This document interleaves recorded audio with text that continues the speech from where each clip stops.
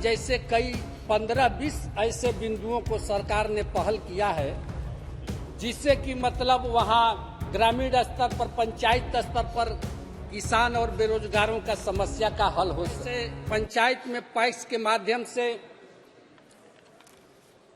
जन वितरण प्रणाली, एलपीजी गैस, पेट्रोल पंप और पंचायत में गोदाम आदि जैसे कई 15-20 ऐसे बिंदुओं को सरकार ने पहल किया है, जिससे कि मतलब वहाँ ग्रामीण स्तर पर, पंचायत स्तर पर किसान और बेरोजगारों का समस्या का हल हो सके।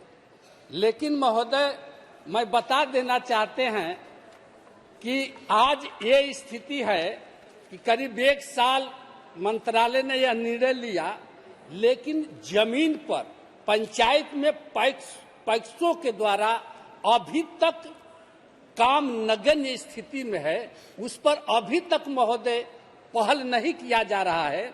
इसलिए हम माननीय मंत्री जी से जानना चाहते हैं महोदय कि क्या सरकार सहकारी समितियों को और अधिक सशक्त बनाने के लिए वित्तीय सेवाओं का विस्तार करने का कोई कारगर और पारदर्शी योजना बना रही है, जिससे कि देश के सभी पक्षों को वह सुविधा जल्द से जल्द उपलब्ध जा सके। माननीय मंत्री जी, माननीय सांसद महोदय को आपके माध्यम से मैं बताना चाहता हूं, माननीय सहकारिता मंत्री जी के नेतृत्व में जिस तरह से हमारे पैक्स 98,000 थे, उनमें से हमने 63,000 पैक्स को कंप्यूटराइजेशन करने का काम किया है, चल रहा है। और इसके लिए माननीय प्रधानमंत्री जी ने 2,516 करोड़ रुपए की व्यवस्था करके और इसमें कॉमन सॉफ्टवेयर से जोड़ करके उन पैक्स को कैसे हम पारदर्शी बनाएं, कैसे बहुउद्देशीय बनाएं, इसके लिए मॉडल वॉलेट्स लागू करने का काम भी किया है। अधिकांश स्टेट ने, लगभग 31 स्टेट हमारे यूटी और राज्यों ने उसे अपना लिया है। शेष राज्यों पर हम प्रयास कर रहे हैं कि वो किया जाए, जिससे लगभग 25 प्रकार की सेवाएं पैक्स दे सकते हैं। पैक्स हमारे किसानों का एक सशक्त माध्यम है। उनको मजबूत करने के लिए आज सीएससी केंद्र हो, जो 300 प्रकार की सेवाएं सीएससी पर होती हैं, अब पैक्स भी सीएससी की सेवाएं दे सकते हैं। उसी प्रकार से उनको बहुउद्देशीय बनाते बनाते पैक्स को पेट्रोल डीजल का रिटेल आउटलेट में बदलने की जो काम भी हम कर रहे हैं। पैक्स को उर्वरक खुदरा दुकान का लाइसेंस PMKSK के रूप में भी संचालित करने का काम किया है।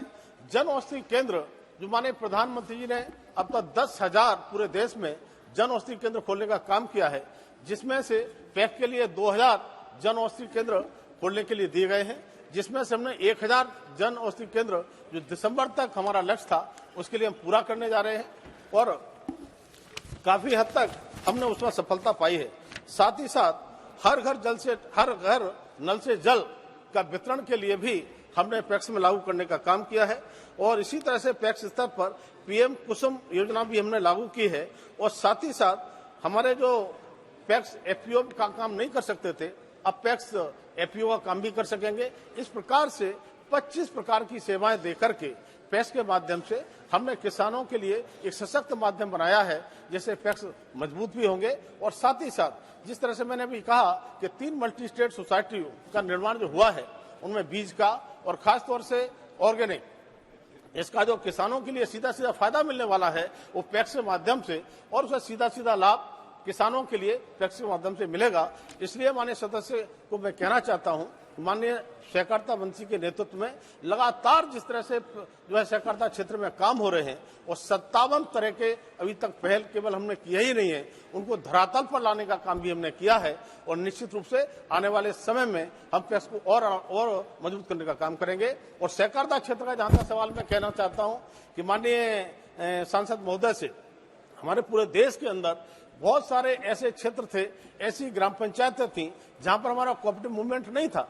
माननीय प्रधानमंत्री जी ने पिछली बार ही 2 लाख पैक्स हमारी मत्स्य डेयरी सोसाइटी खोलने का निर्णय 5 साल में लिया है। कोई भी ऐसी ग्राम पंचायत ऐसी न बचे जिसमें हमारी ऐसी पैक्स सोसाइटी ना हो, कोऑपरेटिव मूवमेंट ना हो। इसलिए पूरे देश में सर्वस्पर्शी और सर्वव्यापी बनाने का अभियान माननीय सहकारिता मंत्री के नेतृत्व में चल रहा है और निश्चित रूप से सहकार से समृद्धि का विजन माननीय प्रधानमंत्री मोदी का पूरा करेंगे और सहकारिता आंदोलन को जमीनी स्तर तक चलाने का काम करेंगे।